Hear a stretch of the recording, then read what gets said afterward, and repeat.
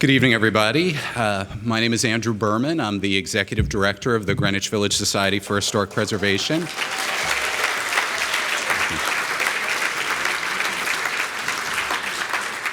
And I just want to welcome everybody to what is consistently my favorite evening of the year. And I'm so glad to see all of you joining us here tonight. So many familiar faces, a lot of new ones as well, for GVSHP's 33rd annual meeting. I want to first of all thank our very generous hosts, the New School. Yes. And I'd also like to say thank you in advance to our wonderful awards committee for their terrific work in selecting this year's honorees. They had to go through scores and scores of worthy nominations. I'd also like to thank the wonderful GVSHP staff and our volunteers for making tonight's event possible. Yes. And of course, I want to thank all of you for attending, especially those of you who submitted among the many great nominations that we received this year. And I want to encourage you, if your awardee did not win this year, in most cases it takes many, many years of nomination, so please stick with it. We know there are many, many worthy people, places, and organizations out there. So before we get to our awards program, it is my distinct pleasure to provide you with a review of GVSHP's activities and accomplishments over the past year. First of all, in May, GVSHP staged its major annual benefit, our eagerly anticipated house tour. This year, I'm glad to say it was a stunning success, our highest grossing ever, enabling hundreds of tour goers to access some of the most impressive and enticing private homes in the village while raising nearly a quarter of GVSHP's annual budget. So thank you to everybody who supported that. And you know, it's really a small army that puts that together, a committee of more than 20 dedicated individuals, 6 generous homeowners, dozens of businesses, and more than 140 volunteers. Over the past year, membership support for GVSHP, which comprises about 75% of our annual income, rose by nearly 15% in terms of both the numbers of individuals supporting the society and total income raised. Over the past 10 years, the number of our members have grown by nearly 200% to nearly triple, while membership support has grown by 600% to 7 times what it was 10 years ago. So thank you to all of our wonderful members here for keeping GVSHP strong. New members come to GVSHP through a variety of means, one of which is our ever-changing and expanding programming. This past year, GVSHP conducted 45 public programs attended by nearly 2,000 people, almost all of which are free and, with the exception of our members-only events, open to the public. These ranged from widely attended lectures about Keith Haring and Jean-Michel Basquiat to intimate guided tours of the New York Public Library map room, East Village culinary hotspots and community gardens, and tracing the path of Minetta Stream. Meanwhile, the dynamic GVSHP broker partnership continued to expand its continuing education program for the real estate community, helping to educate this incredibly important segment of our population about the value and history of preservation, while also staging fun programs which raise the profile of and funds for GVSHP. Superstorm Sandy, which disrupted so many of our lives last year, also heavily impacted our children's education program, closing schools and upending classroom curricula at one of the most popular times of year for the program. Nevertheless, in the past 12 months, GVSHP served more than 1,100 students in grades 1 through 7 from throughout the 5 boroughs, using in-class sessions and a tour of the village to teach about immigrant history, urban development, and 19th century life in New York. While our traditional educational programming has been steadily growing, our virtual presence has exploded. In the last year, our website has had more than 115,000 unique visitors and 260,000 page views, sharing everything from advocacy updates to oral histories with preservation pioneers to virtual tours of historic sites in our neighborhood. Our blog, Off the Grid, launched in February of 2011, has been especially popular, with nearly 90,000 visitors over the past year and nearly 135,000 unique page views. Since its launch, Off the Grid has had more than 150,000 visitors and nearly 250,000 page views. The blog has been a great opportunity to reach a worldwide audience and to connect our neighborhood's history with those interested in the fine arts or popular culture, trivia or trailblazers, researching or reminiscing. Our online presence has also been a great tool for helping local residents learn about what's going on right now in our neighborhoods and how they can get more involved. Our Landmarks application webpage is the first and still the only one of its kind in the city. It provides invaluable information on every single application for changes to landmarked buildings in our neighborhoods that require a public hearing. It lets you see the history of the building, the proposed changes, when and where the application will be heard by the Community Board and the Landmarks Preservation Commission, and it tells you how you can provide in-person, emailed, or written testimony before a decision is made.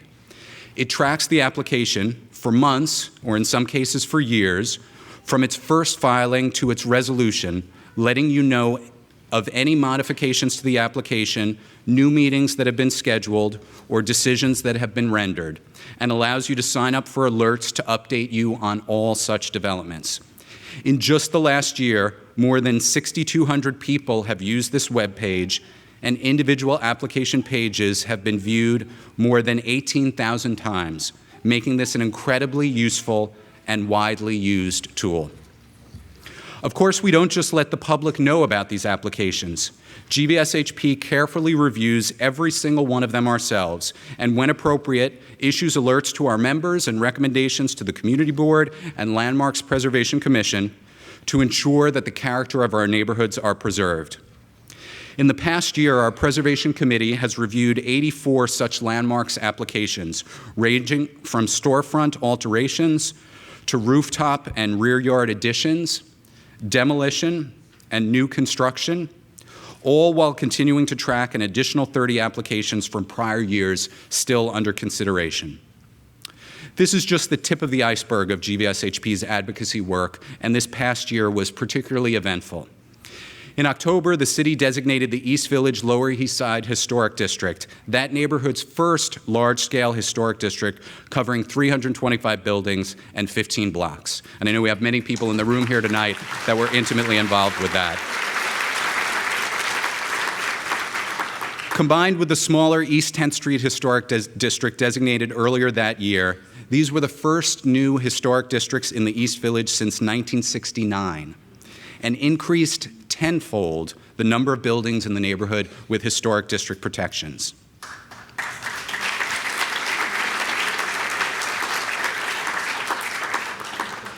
In March, after a protracted and a particularly heated campaign led by GVSHP, the city finally agreed to vote to landmark Phase 2 of our proposed South Village Historic District, first proposed by GVSHP in 2006, and they also agreed to complete a survey of the final segment, or Phase 3, south of Houston Street, also before the end of the year. But when the city came out with their proposed boundaries in April, while they included about 85% of what we had proposed, they left out a row of 10 1840s houses on Houston Street and 2 low-rise contextual NYU buildings on Washington Square South. Without landmark protections, these buildings could easily be replaced by wildly out-of-scale construction. In the case of NYU's Vanderbilt Hall, the zoning would have allowed a 300-foot tall building right there on Washington Square South. GVSHP rallied our members, allies, and elected officials to demand that these sites be added into the proposed district before the boundaries were finalized in late May. I am very gratified to say that after significant pressure, including for many of you here today, all 12 of these buildings were in fact added back into the officially calendared proposed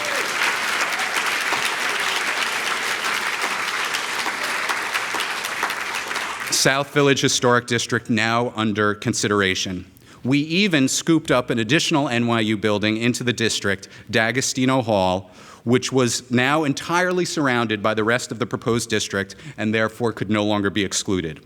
While this building is of no particular historic significance and under existing zoning could not be replaced with a larger building, I'd still rather have more safeguards against future NYU expansions than less.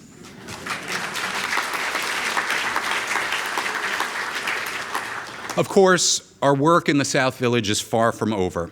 There'll be a public hearing next Tuesday, June 25th, that we will need all of you to attend, and hopefully all of you received a flyer when you came in with information about the hearing, how you can participate, send a letter, etc.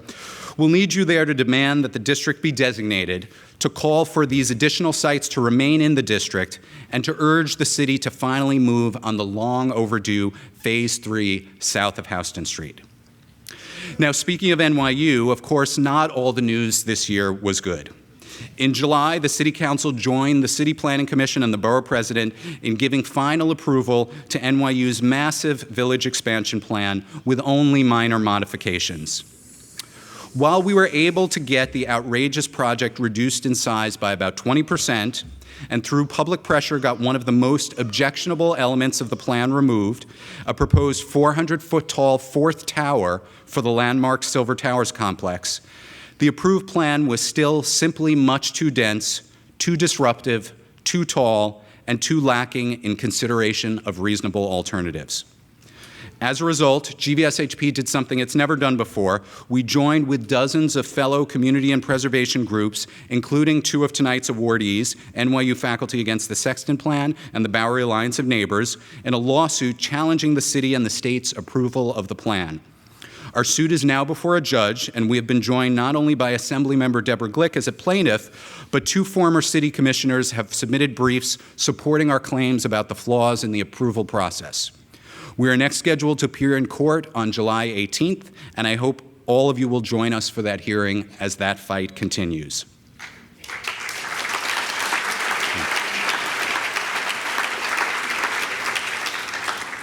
Fortunately, our advocacy successes over the last year have not been isolated cases. As this is the last GVSHP annual meeting of the Bloomberg administration, we thought it appropriate to take a quick look back at what we have been able to accomplish over the last 10 years against considerable odds at times, and at times overwhelming pressure to help preserve our neighborhoods. Moving west to east, in 2003, GVSHP secured the first expansion of historic district protections in Greenwich Village since 1969, the Gansevoort Market Historic District. And I know we have many veterans of that battle here in the audience tonight. After we turned our attention to the Far West Village in 2004, this was followed in 2006 by the first extension of the Greenwich Village Historic District and the new Weehawken Street Historic District. In 2007, GVSHP got the remainder of the Gansevoort Market Historic District listed upon the state and national register of historic places. So we're kind of trying to fill in all those gaps on that map, but we still have a ways to go. Moving to the South Village, the city designated the first phase of our proposed South Village Historic District in 2010, also as an extension of the Greenwich Village Historic District. As mentioned previously, the city has now agreed to vote before the year's end on the second phase of our proposed South Village Historic District, while also agreeing to survey the area south of Houston Street for a third and final phase. In NoHo, GVSHP joined with many others to help secure designation of the NoHo East Historic District in 2003, and in 2008, we strongly supported and celebrated the designation of the long overdue NoHo Historic District extension. And in the East Village, 2012 saw the aforementioned designation of the East 10th Street and East Village Lower East Side Historic Districts, which we intend to ensure are the beginning, not the end, of the expansion of much-needed historic district protections in that neighborhood. Absolutely.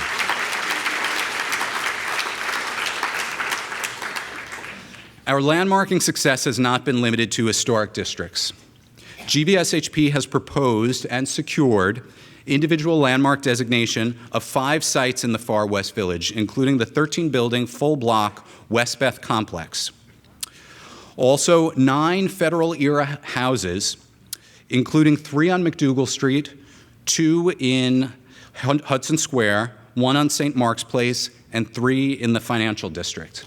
IMP's Silver Tower complex, including its Picasso sculpture, was also designated in 2008, and Webster Hall on East 11th Street, and finally 128 East 13th Street, the city's last surviving horse auction mart, the former studio of the artist Frank Stella, and a World War II women's assembly line training center.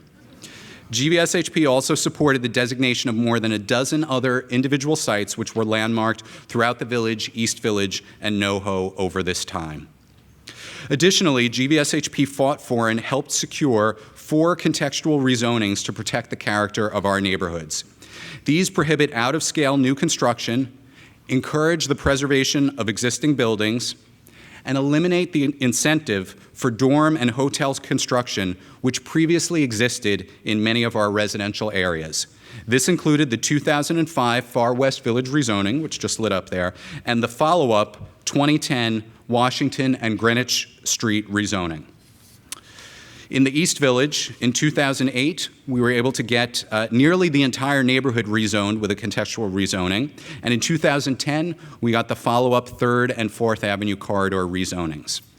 In all, over the course of the last 10 years, GVSHP has helped secure landmark designation of over 1,000 buildings and community-friendly contextual rezonings of nearly 100 blocks of our neighborhood, a virtual small city of preservation within our ever-changing metropolis. And if you could just advance one slide, please.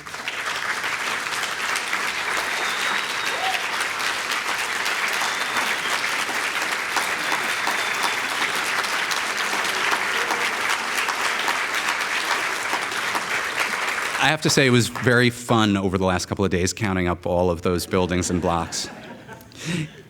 Our next annual meeting will come within the first months of a new administration, which will no doubt present new challenges as well as new opportunities.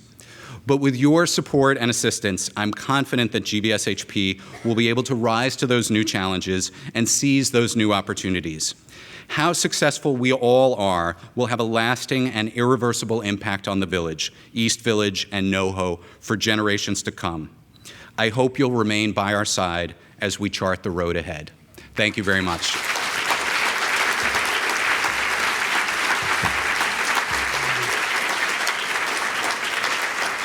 And I would now like to ask Marianne Arisman, who is the co-chair of our nominating committee, to come up here.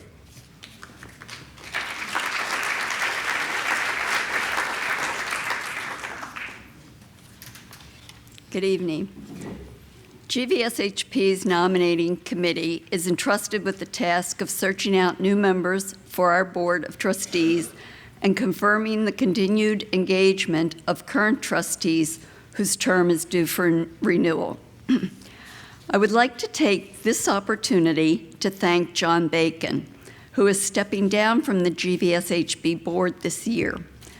John began his service with GVSHP as a volunteer for our annual house tour and as a member of the Development Membership Committee. He was elected to the board in June of 2007. He began to co-chair GVSHP's Development Membership Committee in 2007, taking full chairmanship of that committee in 2009, a role he served in until last fall. We are pleased to report that John will continue to serve on that committee, particularly advising about planned giving. John, we are deeply thankful for your service, and we look forward to your continued involvement. Thank you.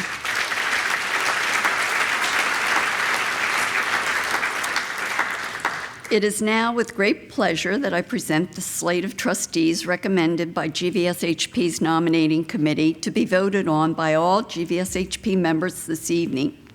A reminder that all dues-paying members, when you entered, were given a green, GVSHP green bookmark. This will be used this year as a voting card. So when I call for the vote, please raise your voting card instead of your paddle as we had in previous years. I present to you the slate of trustees renewing for a 3-year term. These candidates have already been serving on the board and are renewing their candidacy. Please stand if you're present. Penelope Barrow, Kate Bostock-Shefferman, Cynthia Penny, Catherine Schoonover, and Fred Wistow. All in favor of this slate, please raise your voting cards.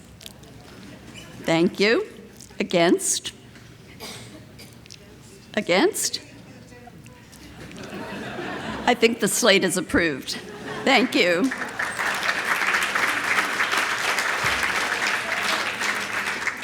Next, I'm pleased to present one new candidate for a 3-year term for the GVSHP board.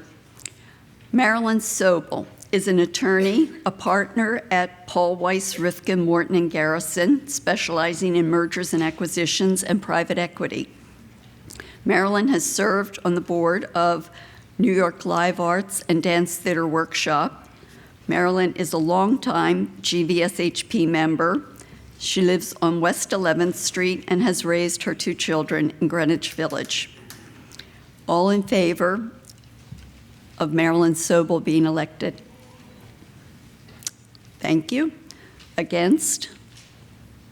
The slate is approved. Thank you very much.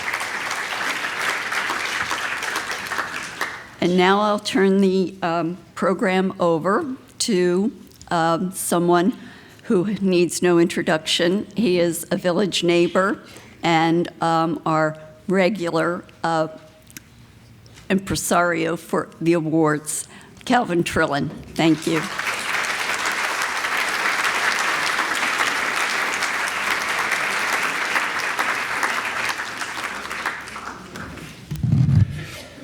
Thank you, Marianne. I said the introduction should be simple. What I had in mind was something like "not since Mark Twain," something like that. That's fine. One more correction to Marianne, and that is, as a village resident, I used to live in the village, but some years ago it became gradually clear to me that I was living in the West Village. My house has not moved. It's been sitting there like a lump since 1840. But I'm now told, and I've never been quite clear, and I've asked a number of people, including people in this organization, what the West Village is, whether it's opposed to Fifth Avenue or opposed to the East Village, and I've never gotten an answer. I'm reminded of my grandfather, who lived in one of those villages that was taken over by various countries at various times, every few weeks maybe, something. And before he managed to make his way to America, he claims he deserted 3 separate armies.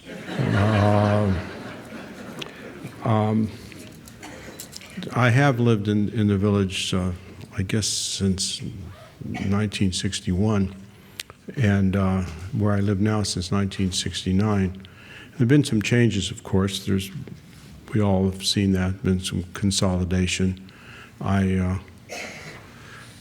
bank on Sheridan Square, and I wrote a poem once that was called "A Bank Has Swallowed Up the Bank That Swallowed Up My Bank." I still have checks that say Manufacturers Hanover Trust, so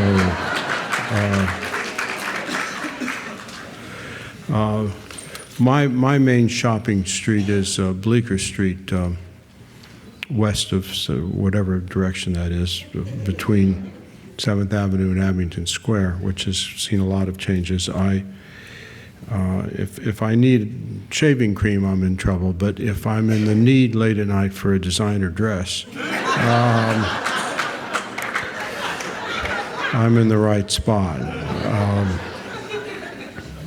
Of course, some of these changes have been enhancements, like the wonderful path along the Hudson.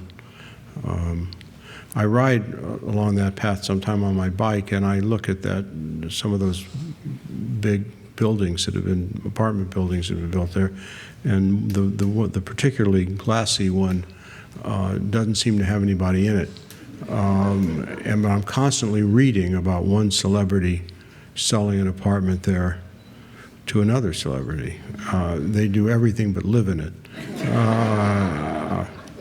Reminded of, I did a murder story years ago in a beautiful part of Central Oregon, and there was a llama ranch near there, and somebody said, some of the llamas there are worth $25,000. And I said, what do you do with a $25,000 llama? And the answer is you find someone willing to pay $25,000 for a llama.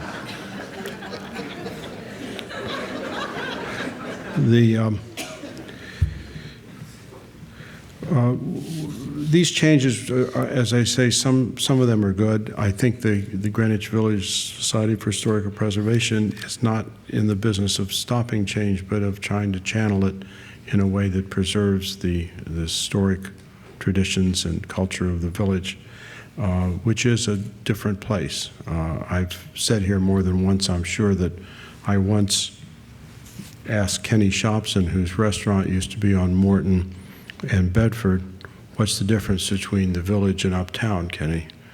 And Kenny said, I don't know, I've never been uptown.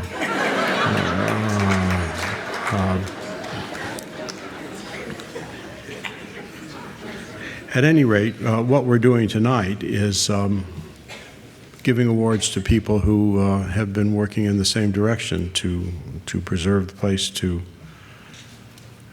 conduct businesses that help the neighborhood and that have something to do with the neighborhood. We have two independently owned pharmacies, one in the East Village and one in the West Village, around the corner from my house. We have two community organizations, one working to preserve the historic Bowery, the other outspoken critics of the expansion of New York University. We have a small gem of a city park, beautifully maintained by dedicated volunteers. And we have a man who single-handedly brought trust and communication between his East Village neighbors and the local police precinct. I'm going to tell you one thing about the local precinct. That would be the 6th precinct where I live.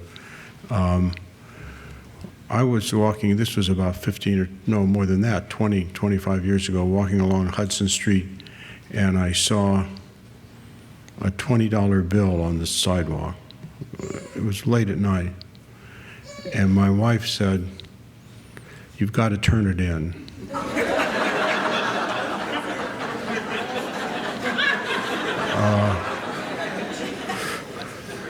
And I said, "Turn it in," and a poor person might have dropped it, she said. Well, I was strictly raised as far as honesty. I think I can honestly say that I was the only boy in the Midwest who was not allowed to drive a day before he could legally drive. My father was very strict about that, and I wasn't worried about the $20 bill. What I was worried about is if I went to the 6th precinct and handed in a $20 bill, they might send me to Bellevue. And I know they keep you there for 24 hours, and it's not a comfortable spot, not where you want to go. But then the next morning she said, "Have you been to the precinct yet?" And I said, "No, I haven't." She said, "I told the girls, my daughters." I said, "Okay, here I go." And I went there, and the guy looked at me sort of funny, but he did take the $20 bill. And then I realized all kinds of things have happened in the 6th precinct. As far as I know, there could be a guy on Perry Street who turns in his own 50s once a week. They've seen everything. And a few months later, I got a call from the police department, "Come and get my $20 bill." No poor person had claimed it.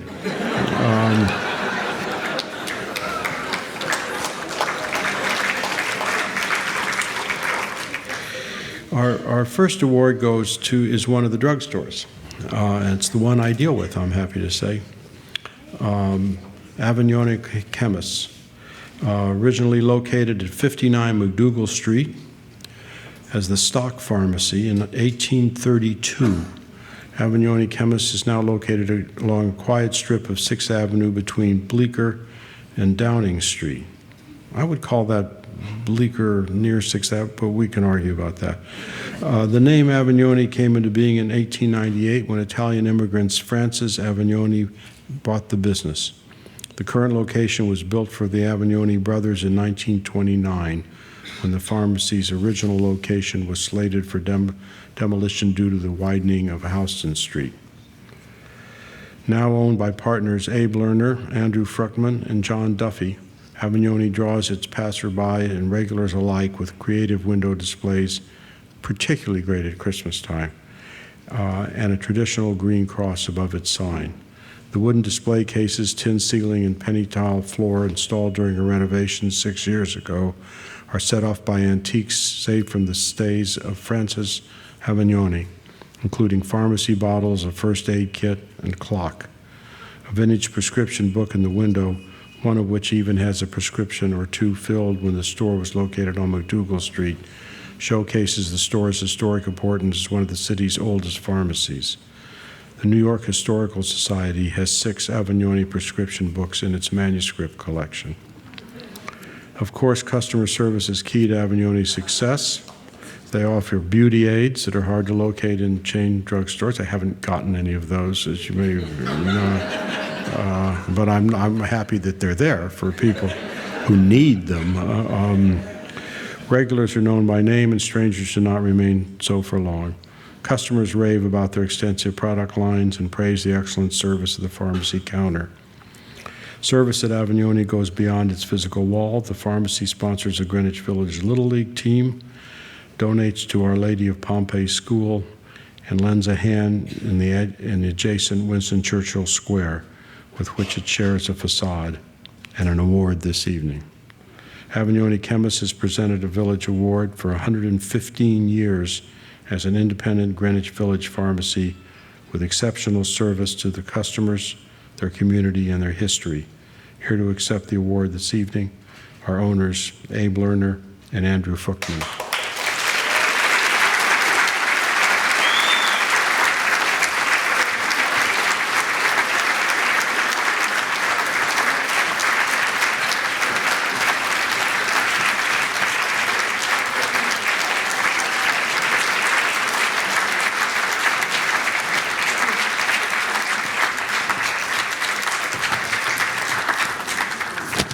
Thank you, everyone. I suspect Frank Avignoni would have a hard time recognizing the state of pharmacy and healthcare overall today.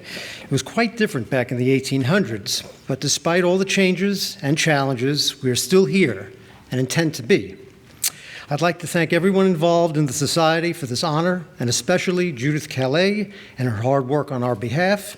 I would also like to thank Calvin Trillin. I heard he had some kind words for us at a previous meeting. And I would also like to thank my clientele, my patient bed, who really make it a joy to come to work every day. We are part of the community, we are part of the village, and we are made to feel so every day. On behalf of my partners, John Duffy and Abe Lerner, and my staff, and myself, I thank you very much.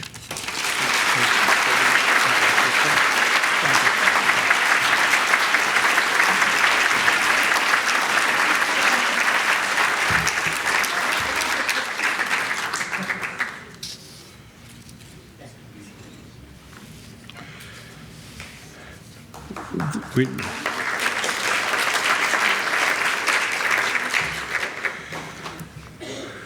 now present the Regina Kellerman Award to the Bowery Alliance of Neighbors. Regina Kellerman Award is presented each year in honor of the Society's first executive director, who dedicated her career to the preservation of the architecture and built environment of the village.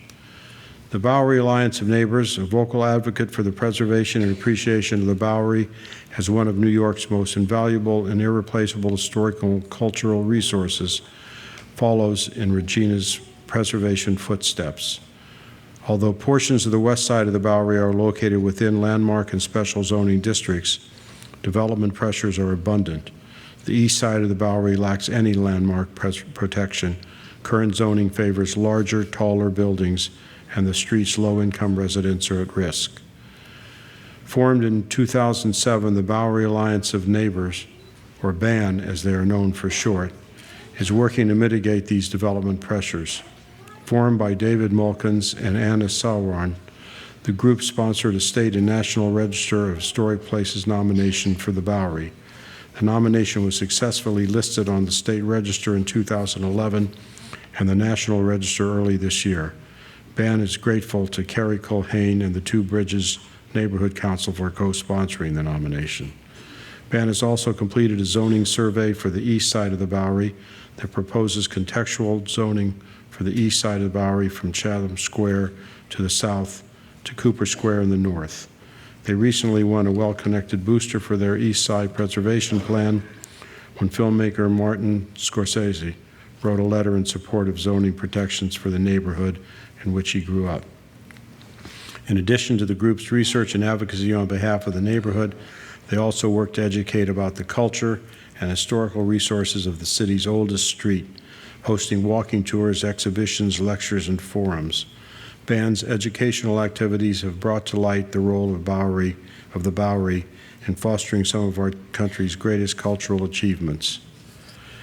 BAN is 5 years old this year. We look forward to seeing what it accomplishes in the next 5. The Regina Kellerman Award is presented to the Bowery Alliance of Neighbors for its tireless advocacy for the history of the Bowery through documentation, education, and fierce determination. David Mulkins, Chairman of the Bowery Alliance of Neighbors, will accept the award this evening.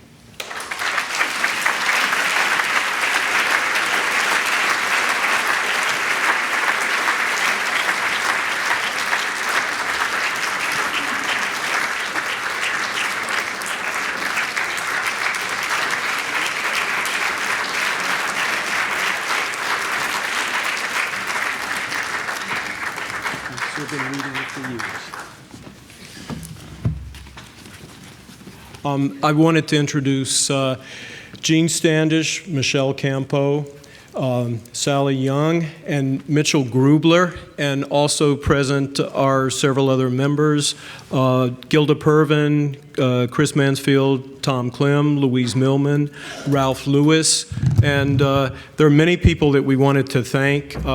For starters, I wanted to thank GVSHP for this great honor and for your support and extraordinary work that inspires all the preservation groups in New York City, because nobody does a better job.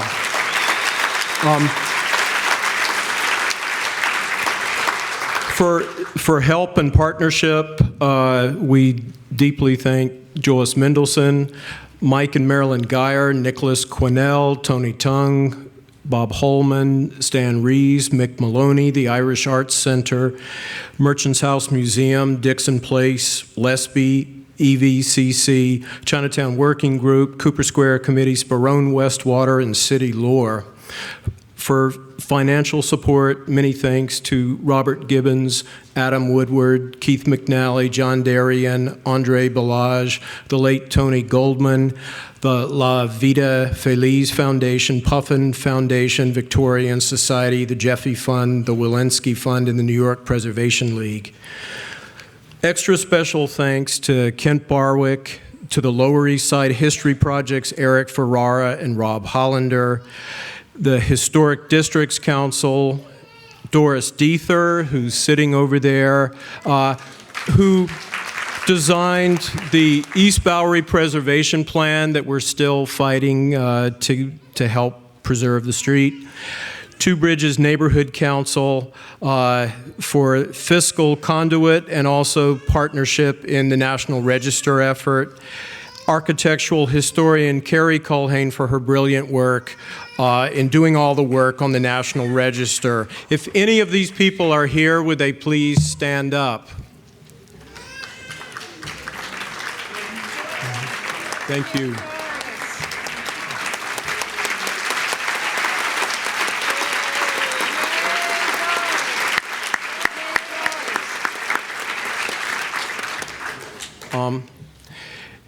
Native American Trail, Dutch Farm Road, site of the first streetcars, and Lincoln's epical anti-slavery speech at Cooper Union, the Bowery is Gotham's oldest street. It has a seminal connection to the Astor family, to tap dance, American slang, Yiddish theater, vaudeville, the vaudeville hook, which you may need before this is over. Stephen Foster, Irving Berlin, Houdini, baseball, and Bugs Bunny all have a seminal connection to the Bowery. The gritty, much-loved watering hole for immigrants, gangs, and the working class and gay Americans, it was here that Mae West told Cary Grant to come up and see her sometime.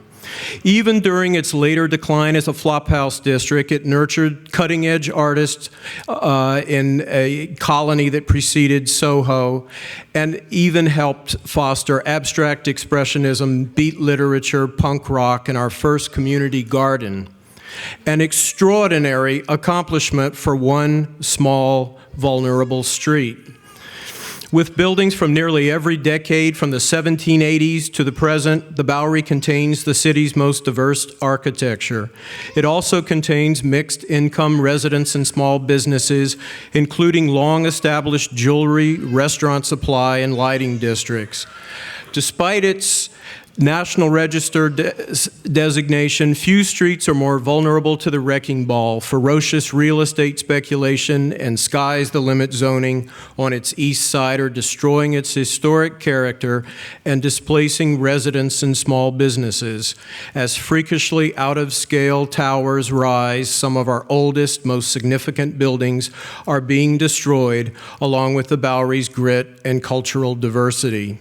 For 7 years, as residents and property owners, we've worked to raise consciousness, landmark buildings, and broaden support for the East Bowery Preservation Plan, which simply seeks to extend the 85-foot height caps which have helped protect the Bowery's west side to its vulnerable east side. 5 historic neighborhoods, Chinatown, Little Italy, the East Village, NoHo, and the Lower East Side all converge on the Bowery. So it makes sense that its profile blend with the surrounding low-rise sense of place. The Bowery does not need midtown skyscrapers. It is a significant, commercially thriving district that desperately needs zoning protection, a New York City historic district, and may we suggest a Bowery museum. If anybody can help in any way, please come over and see us sometime. Save the Bowery, and thank you so much, GVSHP. Sir Winston Churchill Square may be the smallest thing named after Sir Winston Churchill. It measures in at just 0.05 acres. The site was acquired by the Parks Department in 1943. It was redesigned in 1999 by the Parks Department to include more garden space. The park's central feature is a pedestal-mounted armillary, or if you want the Litvak pronunciation, armillary. An astronomical device that is also used to tell the time. Through one of these pictures, you can actually see the Avignoni Pharmacy through the armillary. Locals report that the square's armillary is quite accurate. While most of the park is surrounded by a decorative iron fence, the park's western edge serves as an entrance to the Downing Street playground, ensuring a steady stream of children and their parents through their space. And their grandparents, I have to say. For my grandchildren, that's called the secret playground. The park depends heavily on the assistance of volunteers who contribute both labor and funds for the park's upkeep. For many years, the Bedford Downing Block Association has kept the park ship-shape. Today, the park's biggest champion is Bleecker Street resident Bert Waggett. Never happier than when...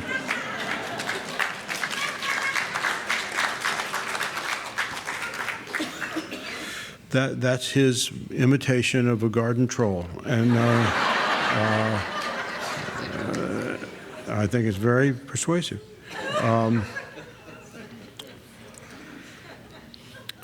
Never happier than when his hands are in the soil, Bert takes care of the square as a volunteer with Partnerships for Park, a group that has given generously to the square, even providing a grant for a new planting shed.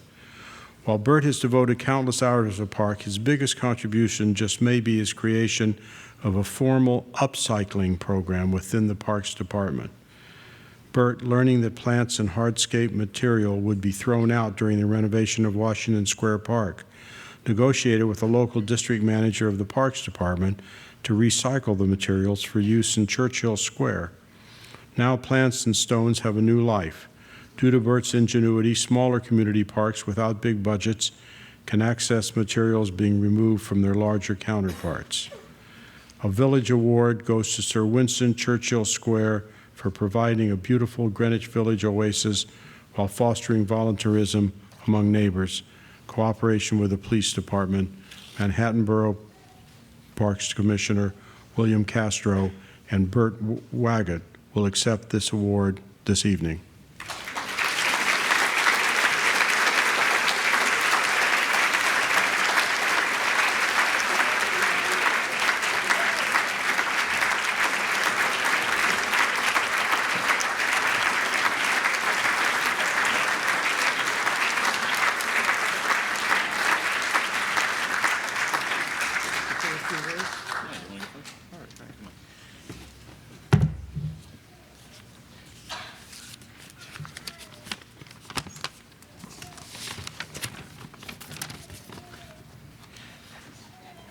Indeed, Sir Winston Churchill Square is a New York City park too many people have never heard of. It's a tiny, secluded, 2,178 square foot park at the intersection of Bleecker Street and 6th Avenue. Quite easy to overlook. Our park is one of the many grateful beneficiaries of what we call the Great Washington Square Park Plant Rescue Operation, spearheaded by Ralph Muzzolino and Parks Department staff, who in 2008, along with neighborhood volunteer groups, picked up shovels, breaking a few, in a upcycling initiative that ultimately rescued thousands of Washington Square Park trees, plants, and shrubs from the oncoming bulldozers during that park's reconstruction. There is a constant need for this sort of sharing among park volunteer groups, and we have been campaigning for creation of a network to do exactly that. A hotline which will list surplus plants, trees, and shrubs available for reuse among neighborhood parks. We hope this concept expands and takes hold throughout the entire park system. Our park also is an example of the benefits we enjoy as a result of close collaboration with Kirsty Bambridge, our Partnerships for Parks outreach coordinator, who advises us about grant applications and has been a constant supporter in our efforts to improve our park. The volunteers at Sir Winston Churchill Square Park hope you'll find time to visit our peaceful little oasis very soon. We enjoy working in our park and serving our community. We do all of this, of course, because we live here. Thank you.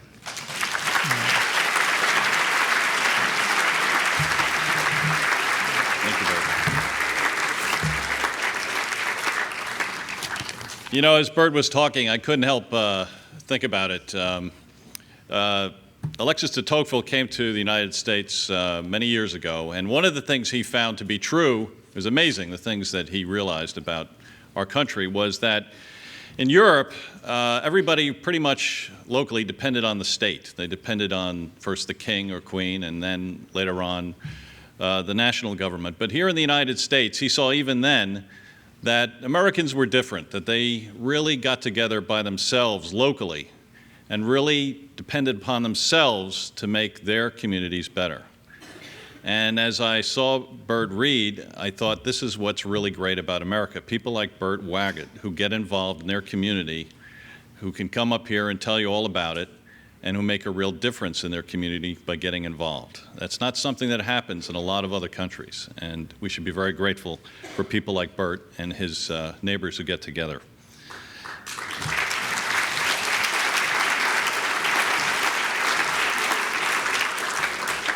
The second thing that struck me was how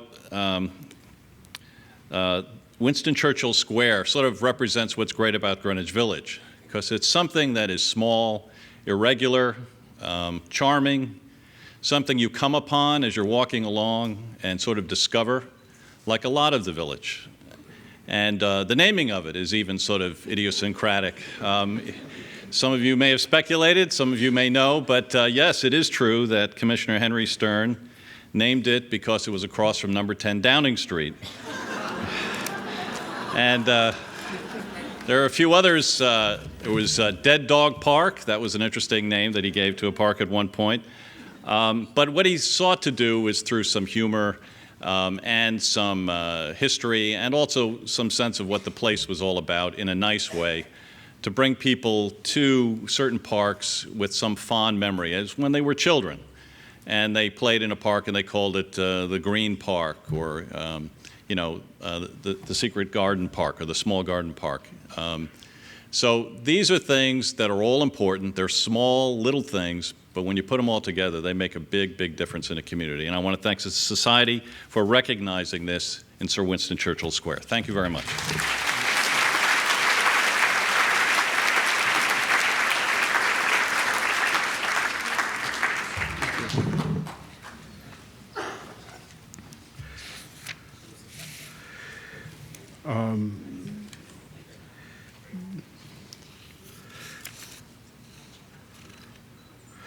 The next award is to the other pharmacy, Block Drugstore.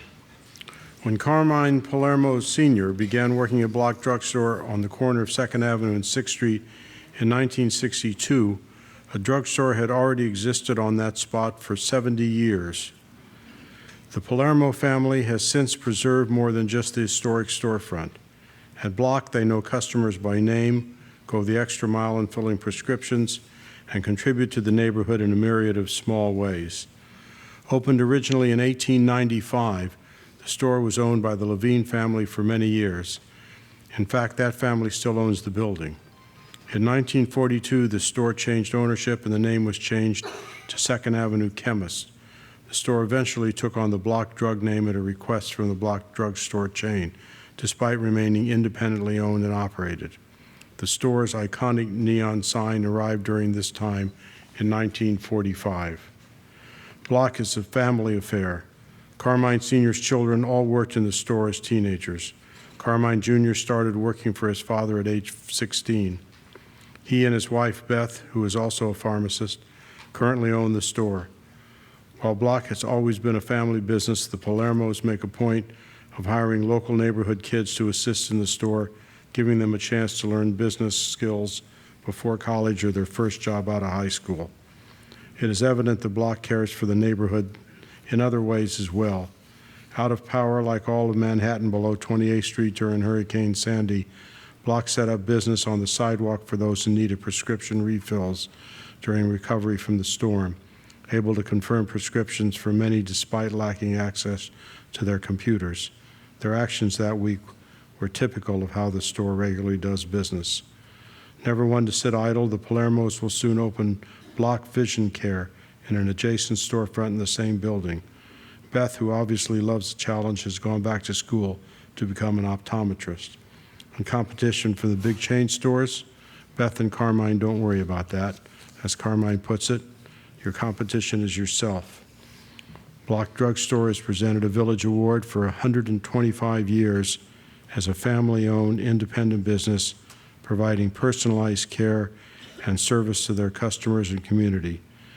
Accepting the award this evening are Block owners Carmine and Beth Palermo, Carmine Jr., and Carmine Palermo Sr.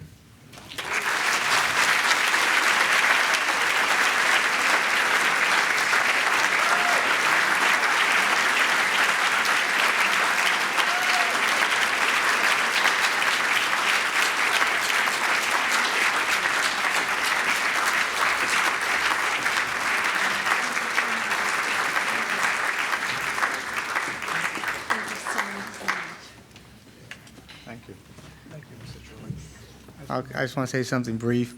I want to thank the council and staff of the Historical Preservation. You guys are doing a great job. It's well needed. I would like to acknowledge, it's funny, I'm tight-tongued here. Usually I'm not. I talk a mile a minute. But I want to acknowledge, I'd like to thank them for acknowledging us as not only Block Drugstore's history, but our dedication and service to each and every individual patient and what we call our friends. Because we believe that that's how the business should be. We should serve the community as friends. I would also like to thank Marilyn Applebaum for piecing together my father, my wife Beth, and my brief recollection of our history. She did a great job and made a strong argument for us, and that's why we're standing here. I'd also like to thank the community, people like Terry Lunan, who have nominated us numerous times. She's a terrific person, as well as Robert Joyce and the rest of our community. You guys are great. You patronize us, and we really love that. And I guess I was going to talk about the hurricane, but it's okay. It was taken over. But I will say that these are terrific people. My father's terrific. He laid the groundwork for my success. And my wife, she's terrific. She's better than my right hand. She's just, her service to the community is second to none. And I just have to say thank you to everybody. Thank you.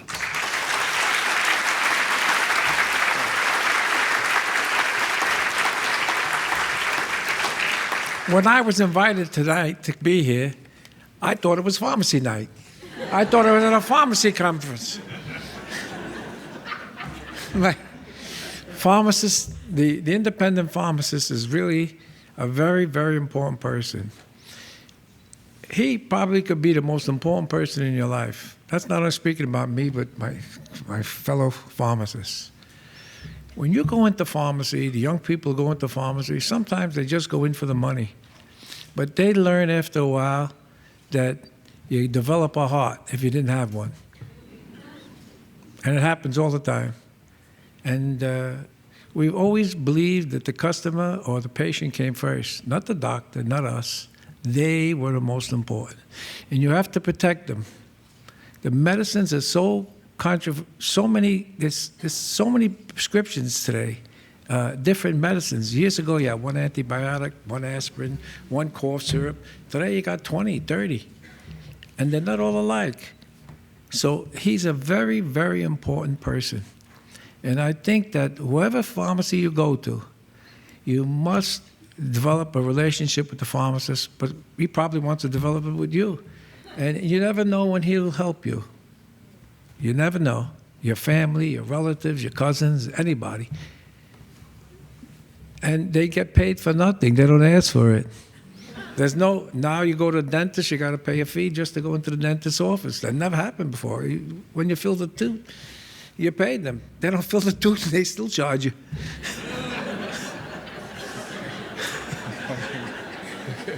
Pharmacists work for nothing, but they really want the help.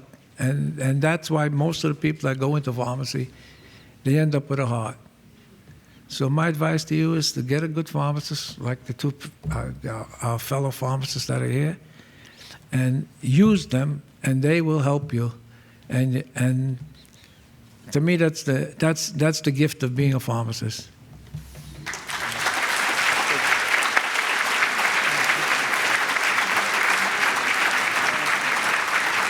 The next award is to Jeremiah Shea. For nearly 20 years, Jeremiah Shea has served on the 9th Precinct Community Council, transforming the organization from one that operated for the benefit of the few to one that has developed productive and open communication between the police and the community it serves. When Jerry, as most call him, arrived in the East Village in the 1990s, neighborhood crime, particularly drug dealing, prostitution, and theft, was rampant. The community council that Jerry arrived to was incompetent at best, corrupt at worst. Frustrated, Jerry shook things up, got himself elected to the council, and shortly thereafter became president. He welcomed the community into monthly meetings, invited the precinct to listen to community concerns, and began a series of programs for the community. Today, an average of 100 people attend each monthly meeting to review and discuss police matters in the neighborhood. Being polite to people who turn in 20s is one of the things. Not send them to Bellevue.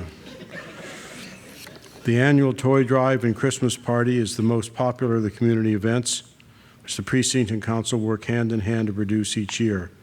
Hundreds of children are treated to entertainment and hot chocolate while they wait to see Santa, who distributes plenty of toys collected by the precinct.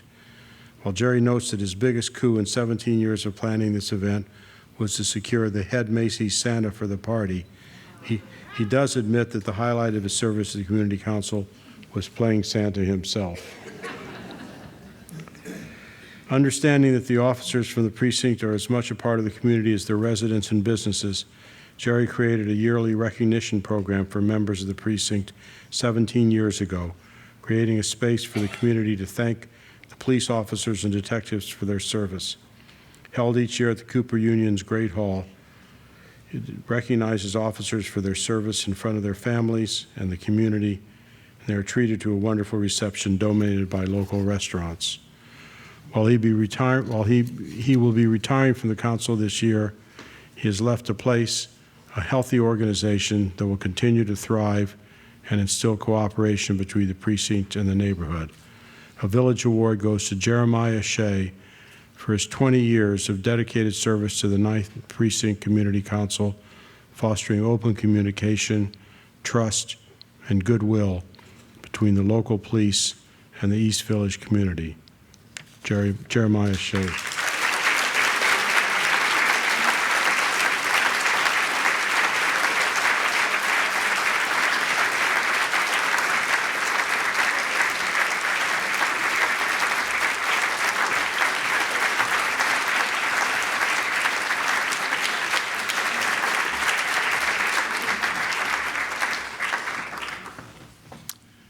Thank you.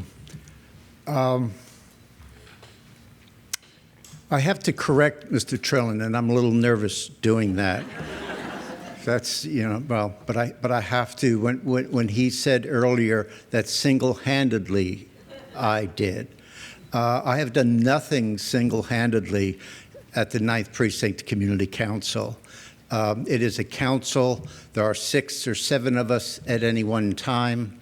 And every precinct in New York has a community council, and a lot of people don't know this. And if you want to get involved in your community and not just be an observer, but a hands-on involvement, there's no better place than at your community council to do it. And everything we've achieved there, we've done because in the first instance, it was the police department.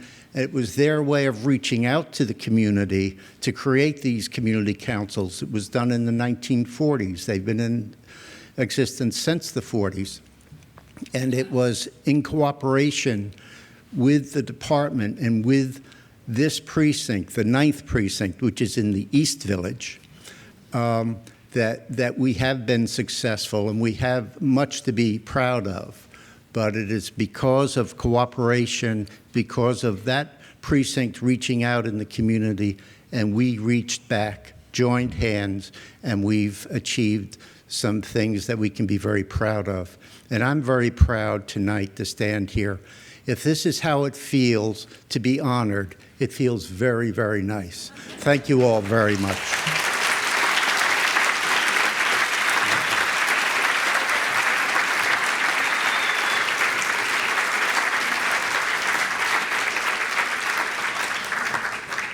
I'm happy to take that correction. I'm reminded of that old story of the man who comes across a turtle on top of a fence post, and the turtle said, "As you may have gathered, I did not get here on my own."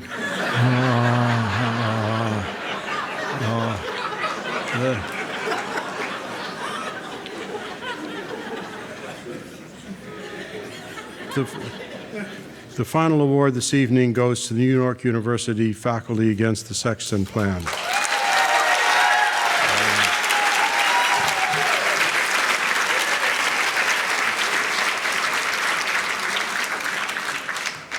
Officially formed in 2012 in opposition to the NYU 2031, or Sexton Plan, after the university's president, the New York University Faculty Against the Sexton Plan is a bold coalition of faculty members in public disagreement about NYU's expansion plan in Greenwich Village.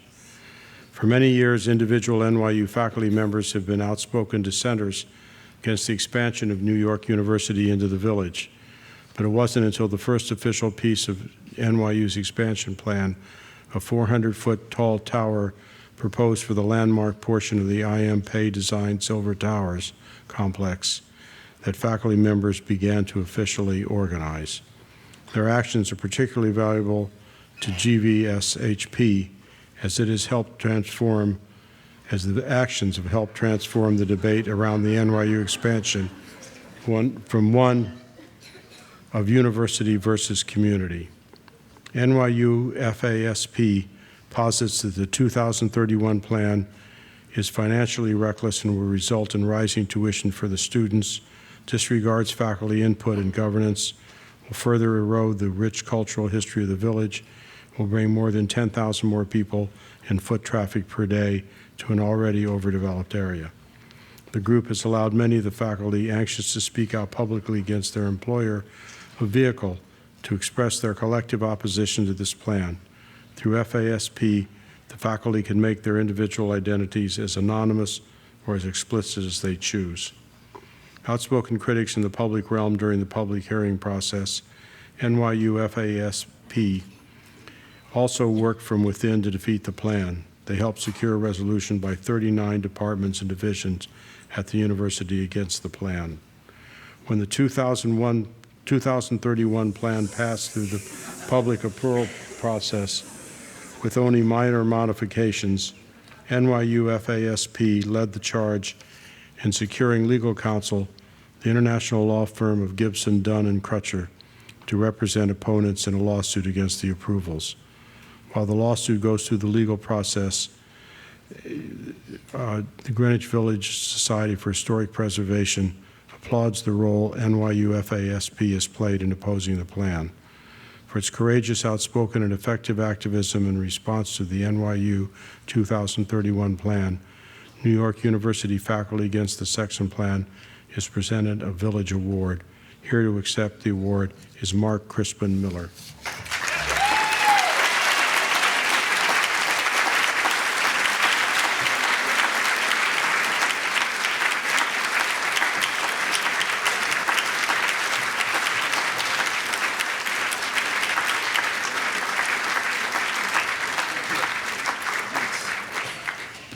Wow, this is great. All of my colleagues who are here tonight, I want you to come down and join me in the picture. Okay, I assume some of you are here. I wish I could read the names of all our members out loud, but most of them would have heart attacks if I did it. It's that kind of place. I mean, you saw the man, right? But I suppose, no, I say that with all due respect. Suppose I should actually thank him, I'm serious, for providing the impetus to get us together with the community. And I want to thank the society for giving us this award, which kind of certifies the fact that we are absolutely united with our neighbors. We are villagers. You see?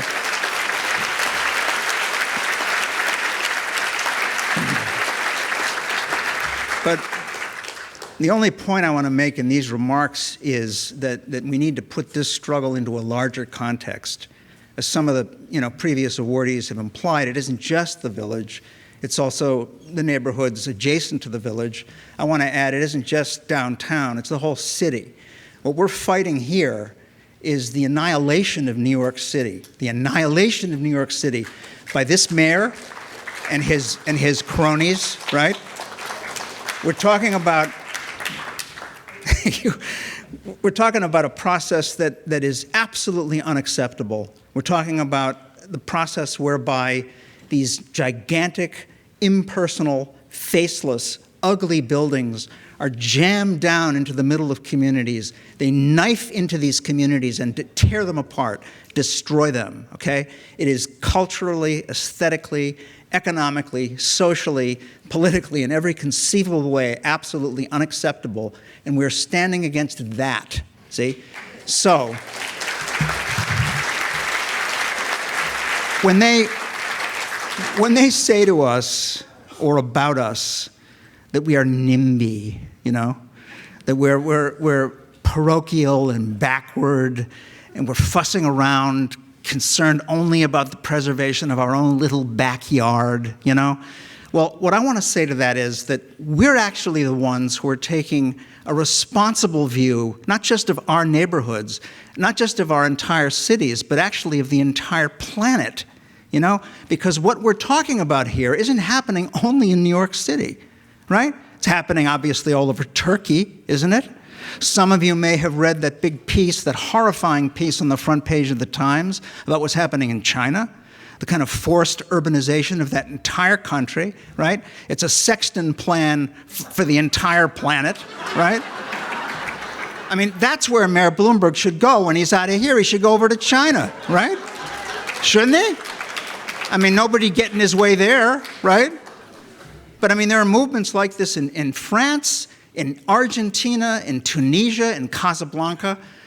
What we're talking about here is ecologically essential, you know, as well as a way to keep our own cities human and habitable and comfortable, and we don't have to apologize for wanting to keep them that way. There's also something larger at stake, which is really the survival of the species and of all species. Okay? And that sounds too grandiose, I'm sorry, but I actually happen to believe it. And I also believe something else, okay? We are pressing forward with this fight in court and in the court of public opinion, and I assure you that we are going to win this. Thank you.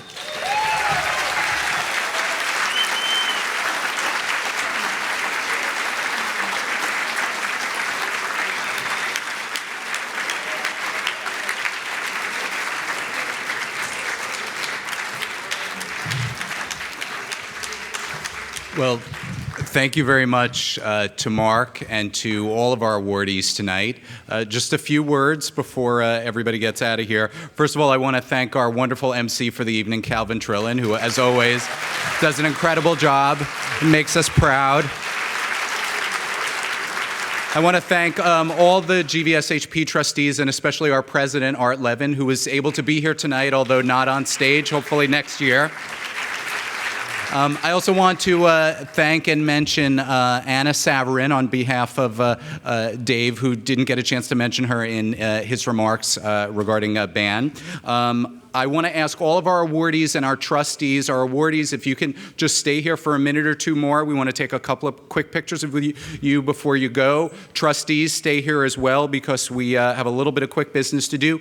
But everybody else, please join us for the reception. You can just exit, make a left and a left. It's in the sort of courtyard area between the two buildings. Thank you all for being here tonight. I hope you had a wonderful time as we do, and I hope to see you next year and, of course, before then.